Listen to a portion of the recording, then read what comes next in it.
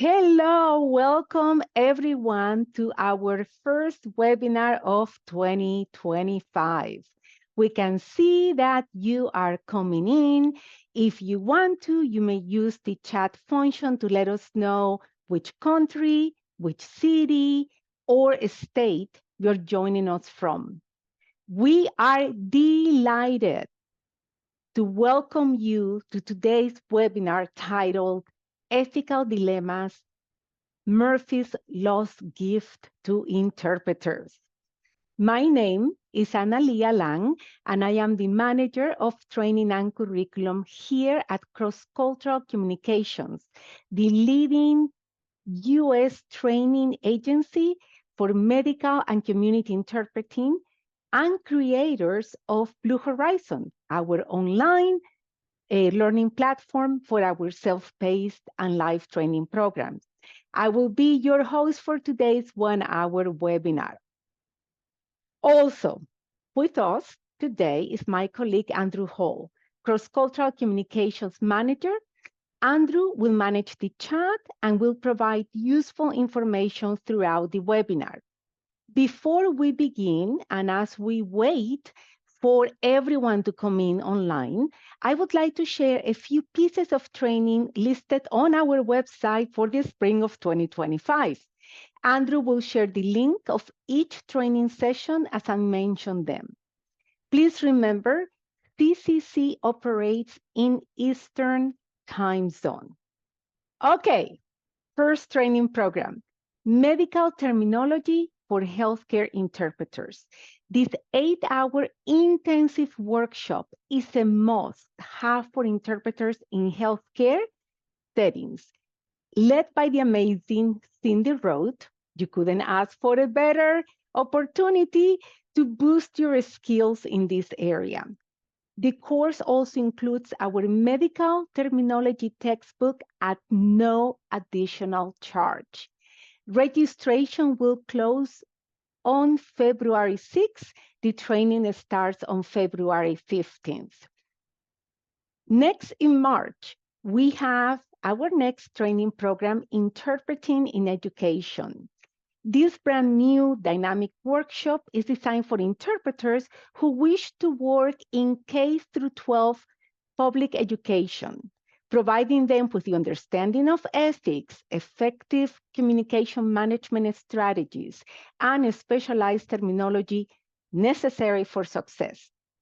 The workshop will be presented by the beautiful, amazing, what can I say, Mireya Perez, the host of the podcast, Brandy Interpreter. Also in March, we have TCII TOT. The training of the TOT trains and licenses interpreters to deliver the Community Interpreter International program. This allows you to run your own training programs with the help and support of CCC.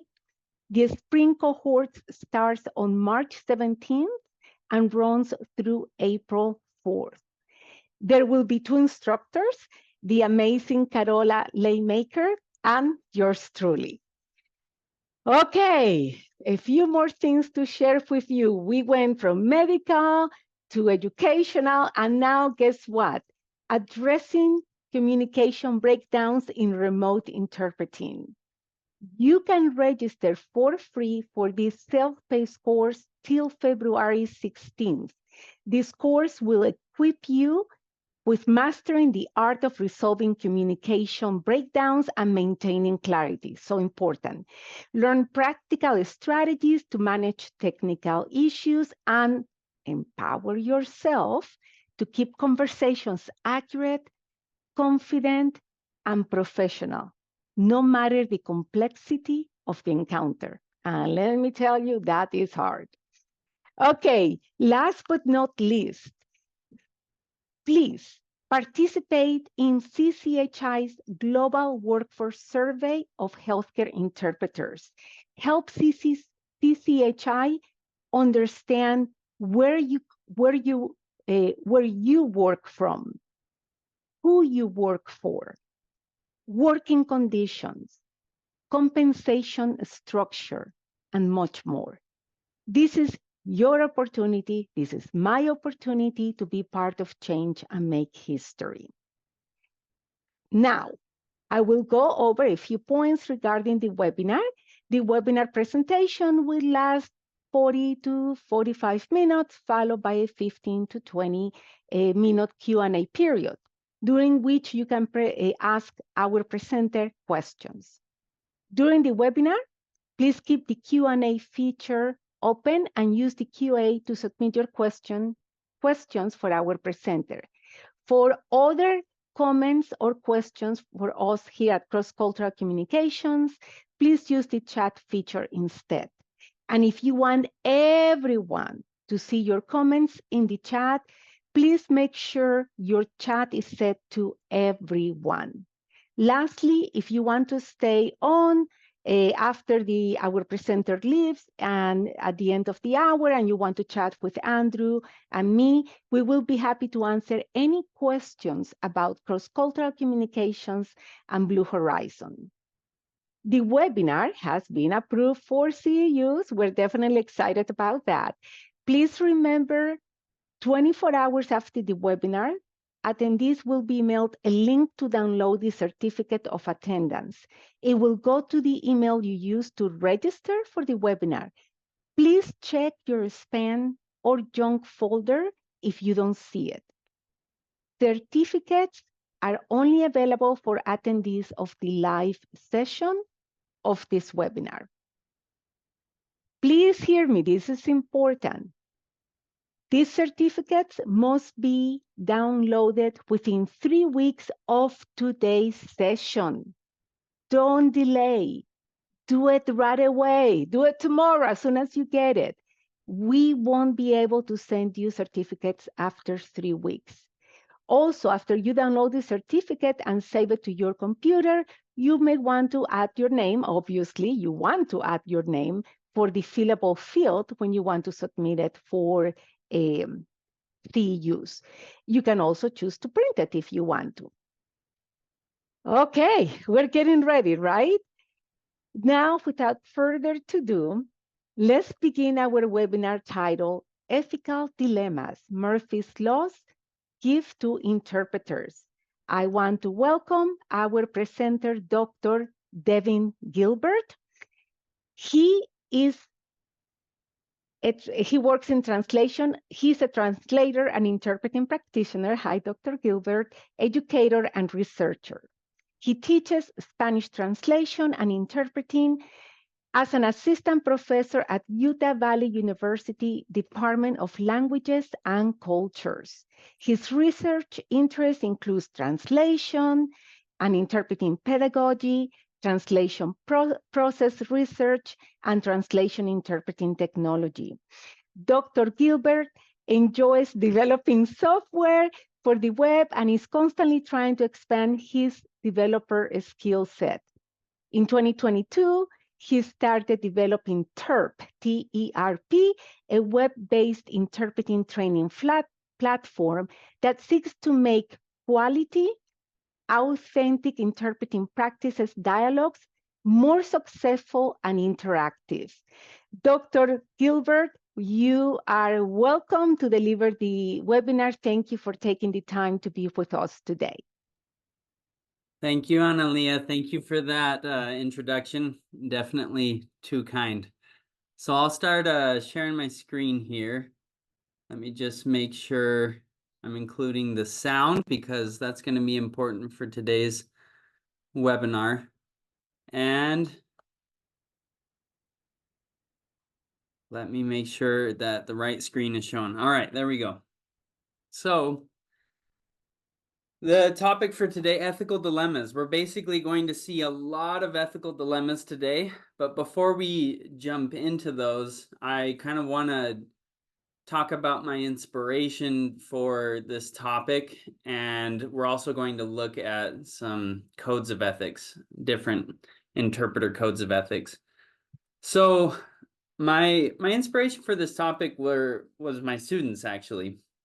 So this is a picture of Utah Valley University's campus, and when I was looking through the stock pictures that we have, I actually found a picture of one of my students during one of the commencement ceremonies. And every semester, my intro to interpreting students are required to go have at least one volunteer interpreting experience. They usually do this at parent-teacher conferences in our local schools, but there are also a lot of pro bono clinics in the area, and so there's opportunities to do a little bit more medical interpreting as well in that area. And the thing that I always see my students reflecting on when they're writing their reflections on the experience is the idea that they were not prepared, or they kind of just didn't believe me that all of these ethical tricky situations were going to crop up.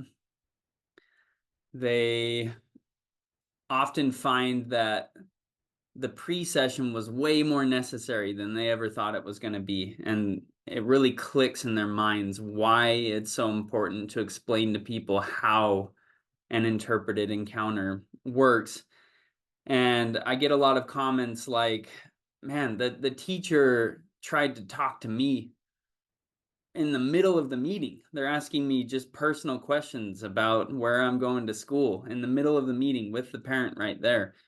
And we get a lot of these fun, tricky ethical situations cropping up. And so that's kind of the inspiration for this topic. And that's why I'm talking a little bit flippantly about Murphy's Law, right? I've noticed that if things can go wrong, they will go wrong. Or if things can get tricky, they will get tricky. And it's what I've seen with my students time and time again, and it's what I've seen with myself as I've interpreted in different contexts.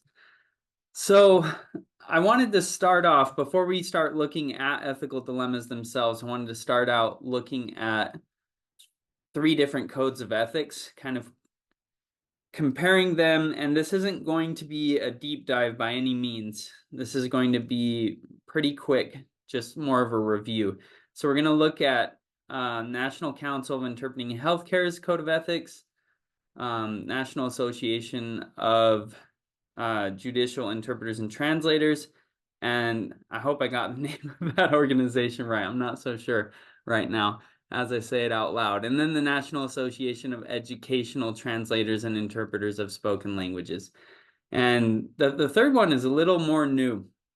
I've been exposed to this organization through their pilot program. I got to take their pilot program for certification in education interpreting.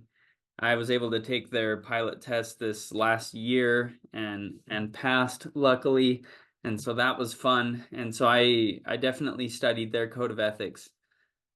And here's kind of the quick, easy summary. I know it's a simplification, but this is kind of the summary of the different ethical principles that are in these codes of ethics. And we can see that they're really very similar. Except in the court context, in legal interpreting, we don't find the same ethical principles, or at least the emphasis on these ethical principles of cultural awareness. Maybe they don't have a category that's labeled respect, but they still have aspects of that in some of the other canons that are in their code of ethics. And they don't have advocacy because there's way more of a focus on impartiality in the courts than there is on advocacy. And that's not something that you find in their code of ethics, but it is something that you find in educational contexts and medical contexts. And one thing that I think you can probably find the same sort of ideas, but there isn't maybe a clear-cut category set out in the code of ethics for medical and education, but there is for legal, is impediments to compliance. And so essentially it's letting interpreters know that if they find that they can't fulfill their ethical obligations as an interpreter, that they need to make that known, and they need to find a way around those impediments to complying with their ethical duties. And that's made very clear in Najit's Code of Ethics, whereas perhaps it's not as emphasized in the other two. Or maybe there's just not a clear-cut category, whereas Najit has an actual canon specifically for that. And so we can kind of see we've got these principles. We all know that we have to interpret accurately, and it needs to be confidential. And then where I see a lot of perhaps conflict in the Code of Ethics, especially in medical situations, and the same goes for educational contexts, is impartiality is one principle, and then we also have advocacy. And those are what people might think of as dichotomous concepts. How can you be an advocate and impartial at the same time? That necessarily leads to conflict. And I think it's important to recognize that the principles here can lead to conflict, and that's okay. They're competing principles sometimes, and it's okay to have that. One thing that's interesting about NCIHC's Code of Ethics is they've got these 3 core values. I clicked the screen a little too fast. My plan was to have everyone think about the core values and see how many of you have them memorized off the top of your head, but it looks like I botched that idea already. They're already up on the screen. But I think these are really great core values. Beneficence, meaning do no harm. We're trying to look out for positive health outcomes for the patient population. Fidelity, we're trying to actually give language access to the patients, respect their autonomy, and give them an experience that someone might have if there were no linguistic barrier there. I know that there's a lot of emphasis in the courts on fidelity. That's maybe their most important core value, putting someone on an equal ground as if there were no linguistic barrier.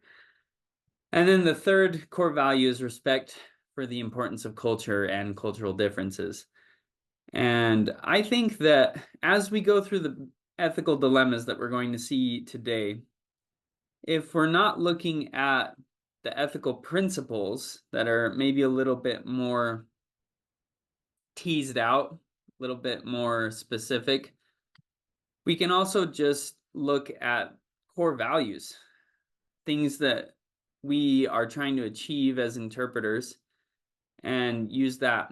And as we look through the ethical dilemmas today, I think this sentence really hits the nail on the head from the National Code of Ethics for Interpreters in Healthcare that's published by NCIHC.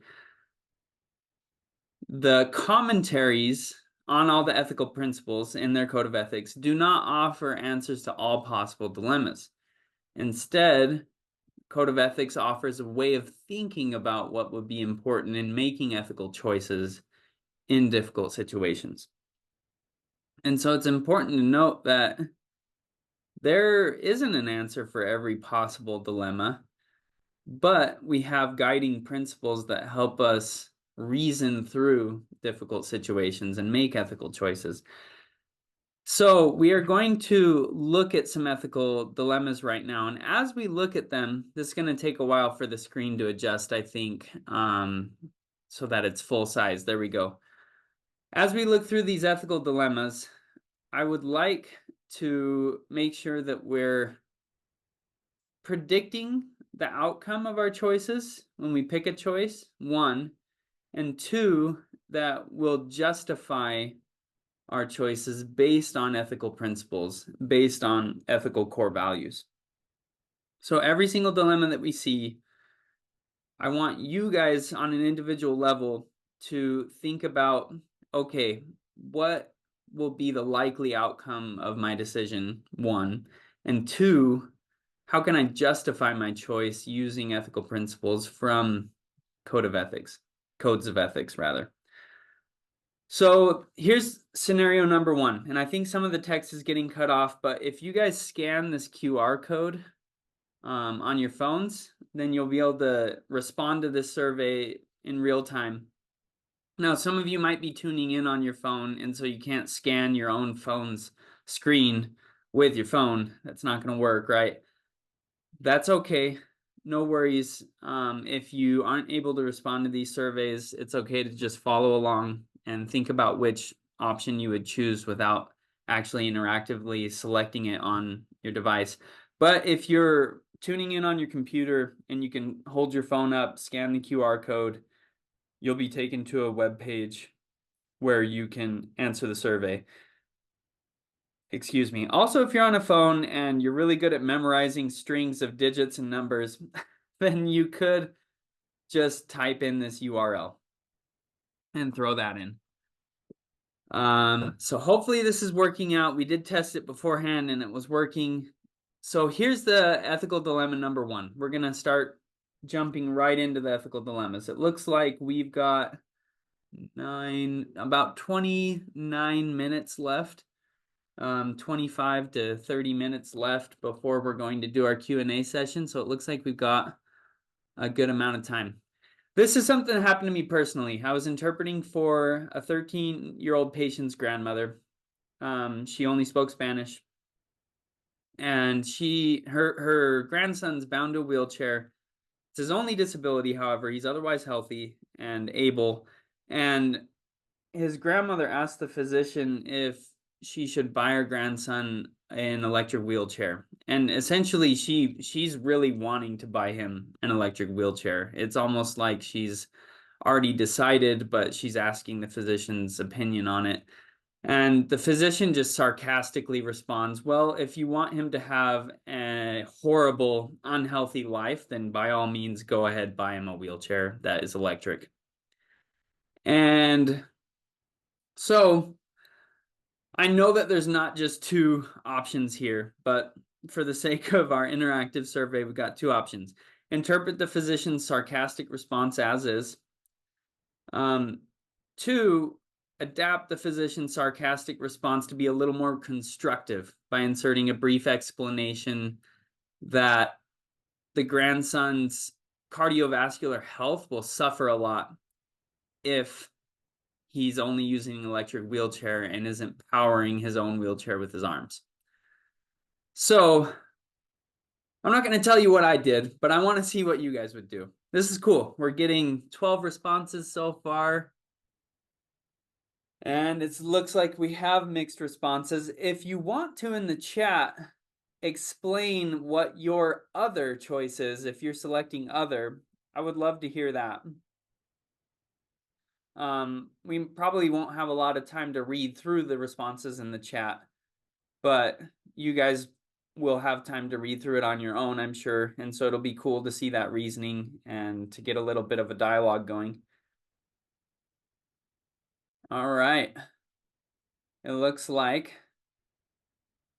the winner so far is just interpreting the physician's sarcastic response as is. And other is fairly popular. Adapting the response is the least popular response so far. And this is interesting. And it looks like we have a fair number of people who are able to respond. Over 50 responses so far. That's pretty good. That's a good sample size. I'll tell you that I, in the moment, opted to go for option number 2. And my justification was the core value of beneficence. I thought that was more important than fidelity at that moment. And that's why I tried to explain more of the underlying reasoning why an electric wheelchair would lead to a poor health outcome. And I felt justified in that because I was following the core value of beneficence. I know that a lot of people don't agree with me, as we can see. And that's why I think ethical dilemmas are so interesting. We don't have to all agree. All right, we're going to go on to the next ethical dilemma. And it looks like we've gotten people to already respond on the next one, so that's good. But the idea behind this is neurology consultation. Mother's 12-year-old son has partial facial paralysis and some other issues related to that. And the neurologist is trying to construct a chronology of events related to the relatively recent onset of this issue. And they've been through a whole, like 10 different clinics, tons of different providers. It's been a long couple of weeks for them. And their story is just not logical. It's not coherent. It's not making sense. Nothing is really falling into logical sequential order. It's a mess. And so at the time, I just continued interpreting, and it was a confusion-inducing back and forth. It was awful. We really didn't get anywhere. And the whole time, what I really wanted to do was to get out a big sheet of butcher paper from the exam table, or to get a giant whiteboard and really try and diagram the sequence of events, because we weren't getting anywhere. We weren't achieving our communicative goal. And I didn't end up doing it. I was in my internship. I ran out of time. I had to leave, and the person I was shadowing carried on with the appointment. I don't even know what happened in the end. But this is interesting to see the results, that there's a lot of people thinking that they would do what I ended up doing, what I wanted to do in that situation, which was try and actually construct a diagram and achieve our communicative goal instead of just walking around in circles. Looks like we've got some interesting results there. Next. These are some ethical dilemmas that I got from friends at UC Health. Saul Falcon gave these to me. I think he's here today, so shout out to him. And here's the scenario. A video remote interpreter is left on a video interpreting device in the same room as a patient. They're waiting for the provider. So patient's in the room, you're on the video interpreting device, no provider yet. The interpreter can see and hear everything. Microphone and camera are activated. What do you do in this situation to respect the patient's privacy, but to also not just be awkward and unpersonable? And here are kind of the options that I thought of. You do a pre-session with the patient, then just wait for the provider. Do a pre-session with the patient, and then just tell them that you'll be turning your speakers off until the provider gets there so they can have some privacy, and just to sort of wave at the camera once the provider gets there, and you'll jump into the meeting. Or just only speak to the patient if they speak to you, wait for the provider, or maybe there's some other options. And it looks like option 2 is most popular here. That's interesting. I'm having fun with this interactive survey. I think it's cool to see the results here. And we're going to move on to the next one. This is another one just from me. So you're in a consultation regarding a burn wound. This is a patient that's had the burn wound for a while, and they've recovered from treatment quite well, so it's a follow-up appointment. And they keep bringing up the exact same concern over and over. I'm talking like upwards of 12, 14 times. Same exact thing. They keep saying this same exact thing. And the provider is adequately addressing their concern every single time, but is starting to really get frustrated and is even starting to blame you as the interpreter, you know, in kind of a subtle offhand way. So option 1 is you transparently intervene and tell the provider what you think will get the patient to stop asking the same thing over and over. I think in this situation, it just seemed like the patient wanted to feel like they were heard. It was almost like, listen to me, don't give me a solution sort of situation. Many have had that situation with their significant other. Option 2, transparently intervene and politely tell the patient they just can't keep doing this. don't keep saying the same thing over and over to the provider. They're starting to get angry. And then maybe there's some other options out there, and it would be great to get a transcript of the chat once we're done with this webinar, because it would be cool to see kind of what some of those other options are. I think you're typing in maybe to the survey what the other options are, and I'll be able to read through those later. And maybe there's a way for me to blast out the results of this survey to everyone that's attended. We'll try and sort that out after the fact. That was a situation where the person I was shadowing just took over and handled it how they saw fit. This is another one from Saul Falcon. A provider with limited proficiency in the patient's language keeps trying to communicate directly with the patient in the target language. So how do we handle this sort of delicate situation? This has happened to me a lot. So it's interesting that Saul brought this up. Interpret the provider's semi-comprehensible utterances into the target language. So you're essentially interpreting target language into target language.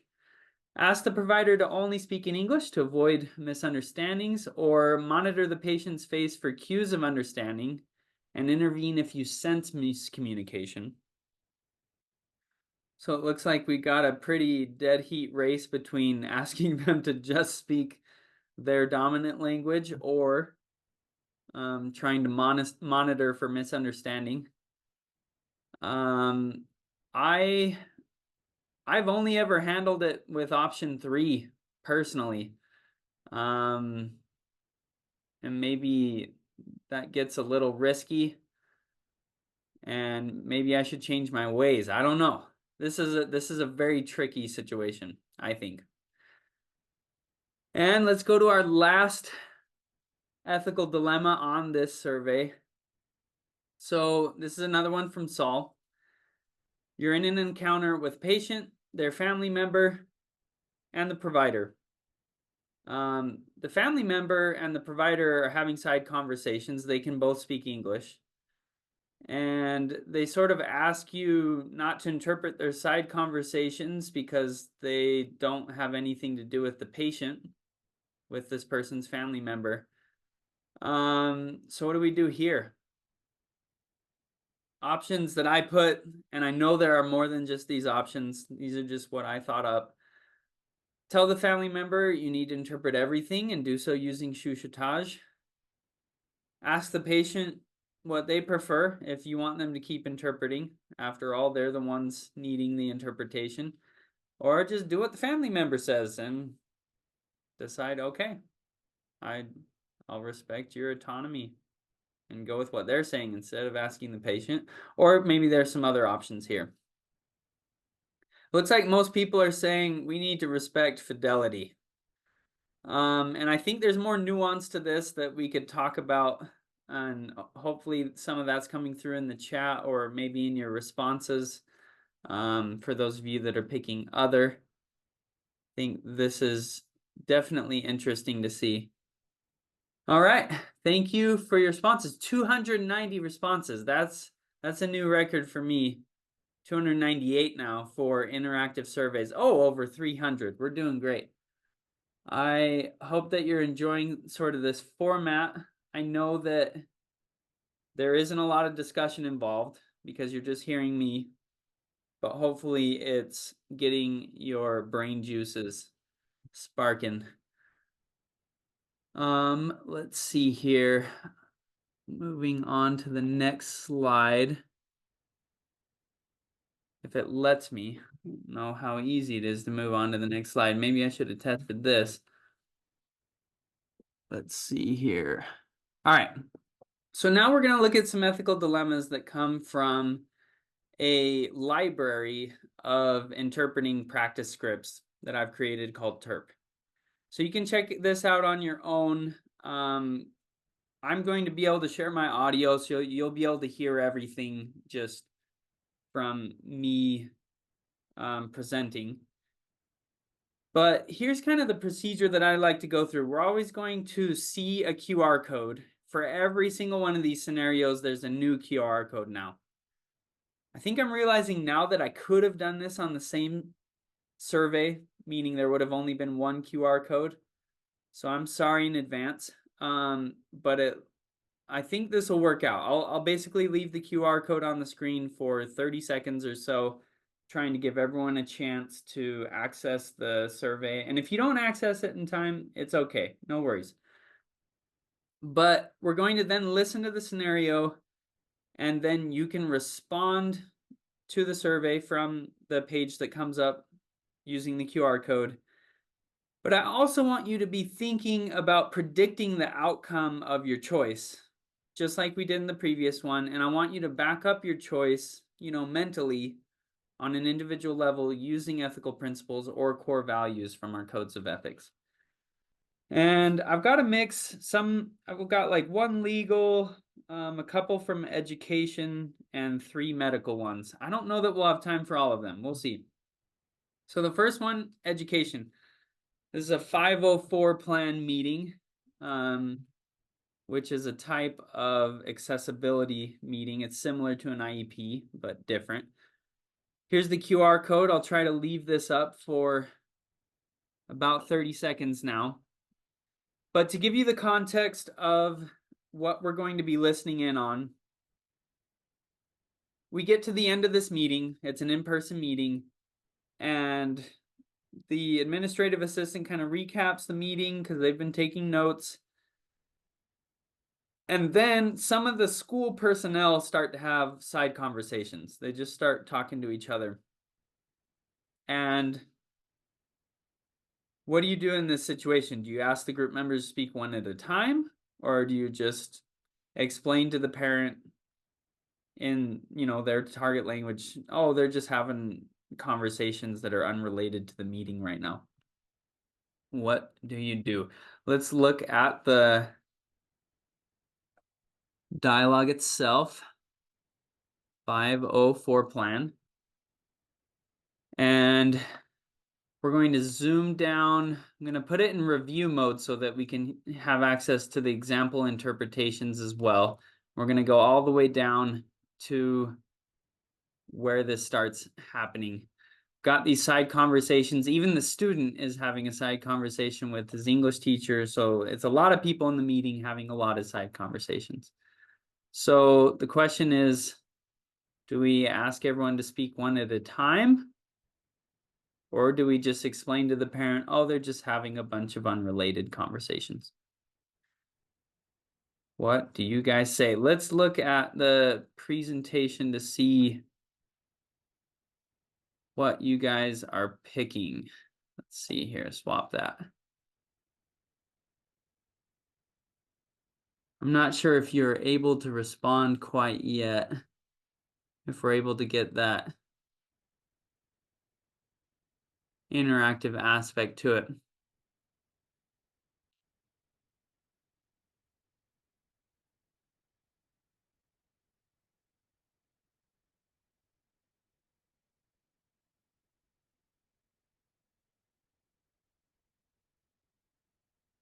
All right.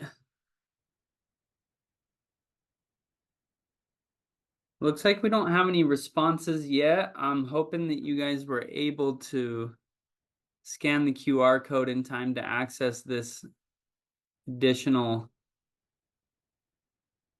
form. Let's see here. But essentially what you can do on this platform with these interactive scripts is you can choose your own adventure. If you choose option 1, you can kind of see what happens. This is the interpreter speaking. Can I ask everyone to please speak one at a time? I have to interpret everything happening in the room so that Mrs. Bonilla is not excluded. Don't worry, we're just talking about logistics stuff here. It doesn't need to be translated. And so they kind of push back, and then you stand your ground saying, I really do have to interpret everything. I do have to interpret everything. And that's kind of the outcome of asking everyone to speak one at a time. Or you could just explain to the parent, maybe it's a little less obtrusive of an option, not sure. But obtrusive for whom? Obtrusive for the parent, less obtrusive for the parent, or less obtrusive for everyone else in the meeting. It's kind of like you have to decide who you're allying yourself with, or just in the specific situation, what makes most sense. So there's one example of an ethical dilemma. And I think we're going to move on to the next one. I'm not totally sure if the interactive survey worked with that one, but let's move on to this next one here. This one's from a hearing appointment at an audiology clinic. And here's the QR code. So essentially, what's going to happen here is the interpreter delivers their pre-session to the patient in the waiting room. They're kind of right there together with the front desk staff. And after a good pre-session where they explain exactly, what is going to happen, the patient responds to the interpreter with, "Wow, if all interpreters were as pretty as you, I'd never miss an appointment." So what are you guys going to do with that? Ignore his comment and just tell him that you'll be waiting somewhere else in the waiting room until he's called? Or are you going to tell him that his comment is inappropriate and then tell him that you'll be waiting somewhere else in the waiting room till his name is called, same as option 1? It's basically a choice between telling him off or not. And are there other options? This is interesting. I can say I wasn't expecting this. Most people to answer this way. Let's hear the actual audio from that. Let's see, medical, it's hearing test. It's this one. And I'm going to show the text here so you can see the transcript. I know not all of you are Spanish speakers, and that's totally fine. Essentially, this is a pre-session where the interpreter is saying, Hola, señor López. Me llamo Kayla Morgan. Soy su intérprete hoy.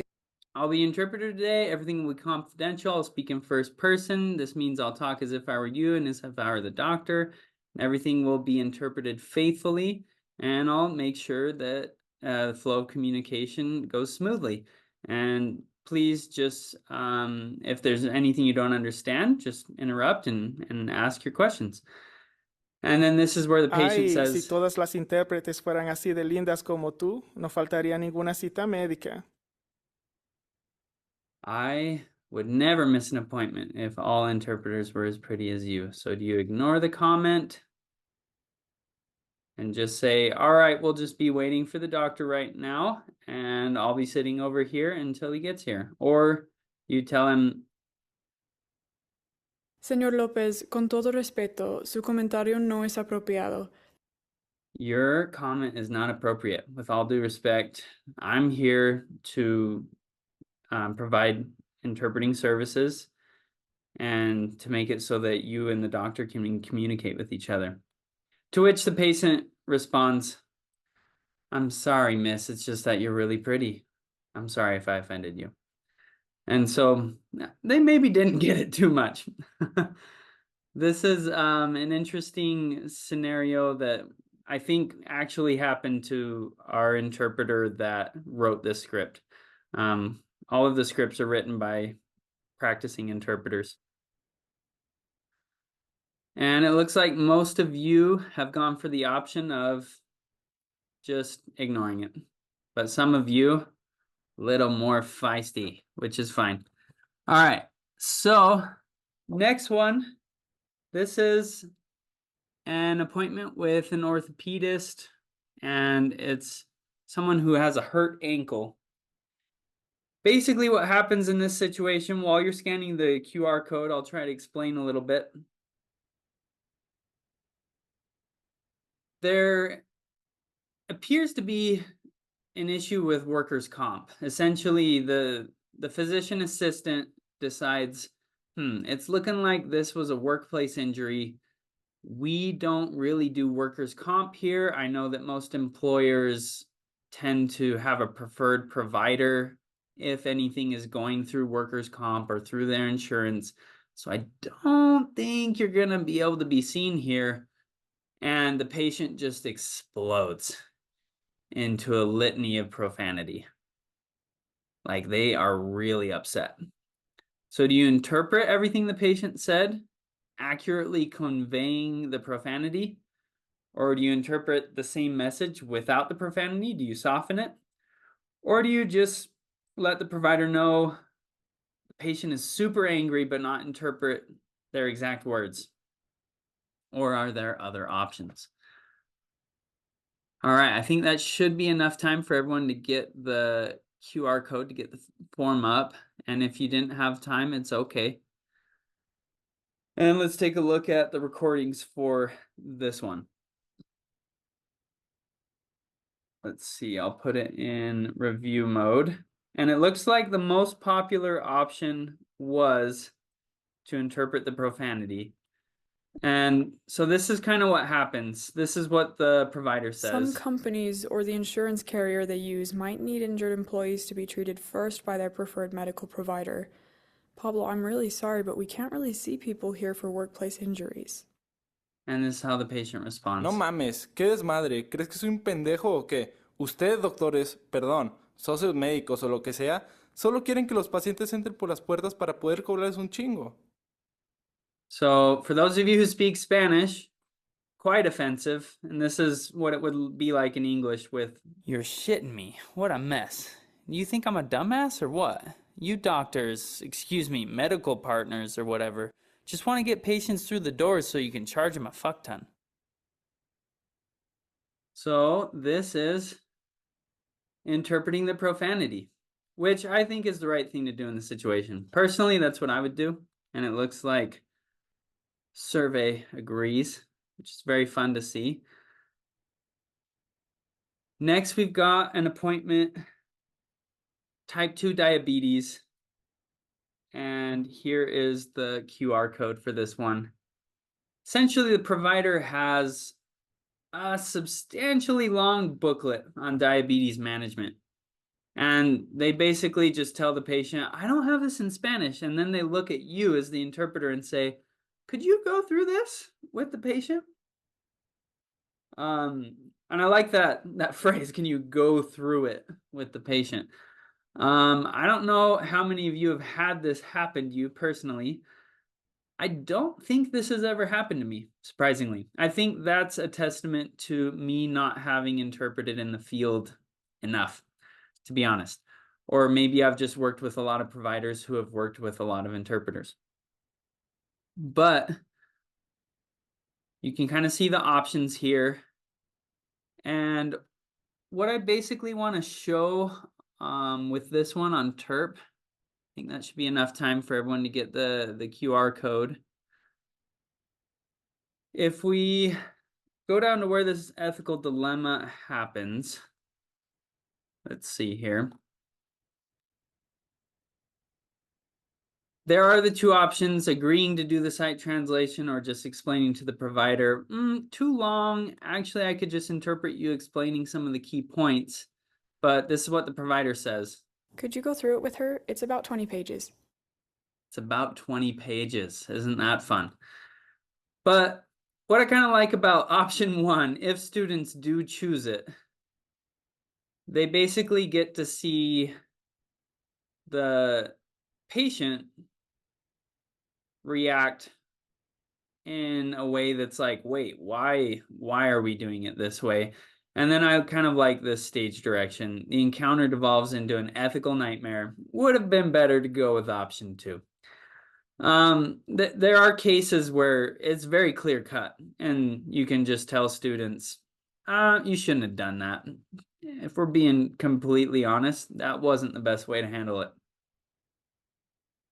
And with option two, you actually get some pushback from the provider, but you get backed up by the patient, which is kind of fun.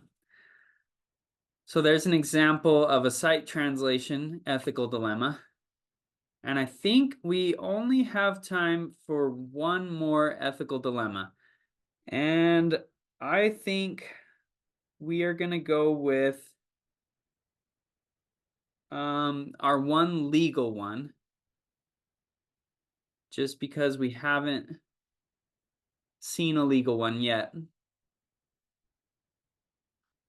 And essentially what happens in this change of plea hearing, you've got a public defender with a defendant accused of domestic violence, and the entire time they're talking to the public defender before they enter the actual hearing, the patient just keeps saying over and over, defendant just keeps saying over and over, I want to plead guilty. I want to plead guilty. I want to plead guilty.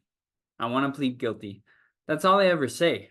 And it's really illogical, doesn't make a ton of sense. And the judge ends up saying, all right, I think we're just going to have this hearing another day. And they tell the defendant, you don't understand what you're even doing right now. And so I think we need to pick this up a different day. You need to actually understand what pleading guilty means in this context. And the defendant leaves. And after they leave the hearing, the public defender turns to you and asks you, do you think they even understand what's going on? Do you think they understood? Asking for your opinion. And so we are going to go all the way down to, this one has 2 ethical dilemmas in it, so we'll go down to that one. And so you can kind of get a sense of what goes on here with the defendant, because this is what the magistrate says to Mr. them. Ramirez Perez, did you seek the advice of an immigration attorney to discuss the consequences of pleading guilty? These are serious charges you are facing. To which they say, Bueno, no tengo ni un abogado de inmigración y no sé si podría pagarlo. Tengo que pagar las cuentas, la renta y la comida. Well, I don't have an immigration attorney, and I don't know if I could afford one. I have bills to pay, plus rent and food. and so that's when the magistrate says, we're going to grant a continuance. And the public defender, looking at the interpreter, says, Do you think he understands? and in this case where it's pretty clear cut as far as the code of ethics goes in a court, the person who wrote this script decided to just label unethical response or ethical response. It's not option 1 and option 2. And they felt very strongly about the ethical response to this dilemma. Counsel, I can't speak to that, but I'm happy to interpret the question.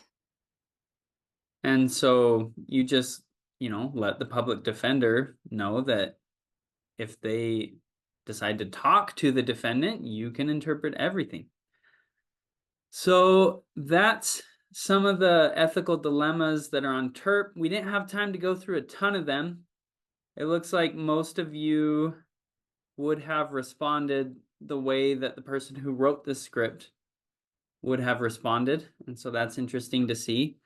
And I've really enjoyed having these interactive surveys with a bunch of different ethical dilemmas. I really appreciate your time, and I'd love to hear questions from you all. And if any of you want to reach out to me after this is done, there's my contact information. Wow, thank you so much, Dr. Gilbert. Very informative. It has been interesting to see the responses from the audience. So let me share a few questions for you. I'm going to start from beginning. One of the questions is, why cultural awareness and respect are not in the NAJET Code of Ethics? That is a good question. I think you can probably find things related to that somewhere in there. They just don't have an explicitly named canon for it. Mm-hmm. But I do know that in courts, the goal of interpretation is very different than in the medical context. It's performative. You're essentially trying to match the register, match the difficulty of language or the informality of language, Mm-hmm. and try to give someone an accurate and really faithful rendition of what the other person said and how they said it. And if they don't have the level of education to understand it, or if they're going to react negatively to hearing what they might term as low language, lots of slang, lots of cursing, that's really just not your concern according to legal court interpreting codes of ethics. You are there to the role of the conduit is much more pronounced, and advocacy is just not recommended. Yes. Okay, thank you so much. I think that was a great answer. We're not going to go into, the debate of interpreting in court versus, how adversarial it is versus interpreting in the healthcare setting and educational, but I think your answer was very, very good. Okay, let's see. Here's another question. Why I don't see a check mark in front of the principle of respect at the column of the NAJET? That was really just because they don't have an explicitly named canon for respect. I think if you look at their canon that has to do with professionalism, you would really find the same thing. But I think it's less about interpersonal respect, at least as far as the language goes in the Code of Ethics, and it's more about respect for the protocols of the court, to be honest. I like your answer. All righty. Okay, somebody asked the question what NAJIT stands for. It stands for National Association of Judiciary Interpreters and Translation. So I just answered that one for you. That's a long one to remember, Thank right? you. Judiciary, not judicial. That's a very good clarification. Judiciary. Thank you. There you go. Very important. Okay. Here comes another one. Okay, this is more like thought-provoking, Dr. Gilbert. And the question is, what is your stance, thoughts about communicative autonomy? How do you ensure you're protecting patient and provider communicative autonomy as you choose to intervene in many of these scenarios? I think that my views on communicative autonomy have changed a lot in the last few years, especially because at UVU we have a really, really strong deaf studies program and American Sign Language program and an interpreting program that goes along with it. It's much more developed than our Spanish language interpreting program, much more robust. And I've learned a lot from my colleagues who are American Sign Language interpreters, because in that world, there seems to be way more of an emphasis on communicative autonomy than there is in spoken language interpreting. I really do think that's the case. And I think that that's also why ASL interpreters, it leads to some reasons why ASL interpreters are better compensated and they have more of a professional, they have more professionalism developed in, or professionalization, I should say, professionalization developed in their sphere. And it's because there's way more of an emphasis on the users demanding their rights. Whereas in spoken language interpreting, I think we have a lot of room to grow in the aspect of trying to help users of our services be empowered and demand their rights to language access. And I think that will help the profession as a whole. It leads to greater professionalization. It leads to more legislation that mandates interpreting, and it leads to a greater culture of language access and openness. And so I think we do need to emphasize communicative autonomy more and make sure that, I guess, those who need interpreting services know their rights and know how to demand them. Thank you. And I will just add one more thing that I always mention to my participants and to my trainees is that please ask the organization, the institution that you're interpreting for, what code of ethics do they adhere to? Because that is also going to make a huge difference.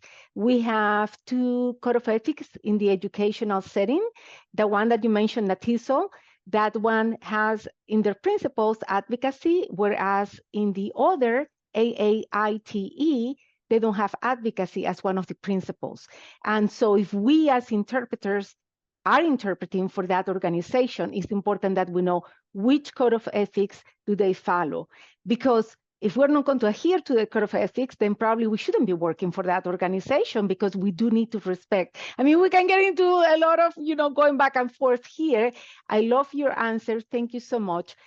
I have one more question for you as well, and then I guess we will let you go. It says, for scenario 1, what do you see as the conflict dilemma? Do you interpret for language culture where sarcasm is not used? Because I guess the question alludes to, in some cultures, they do have sarcasm. Yeah, I think it also depends. I don't know if it's tricky to say a culture doesn't have sarcasm. I get really scared when I say something doesn't exist.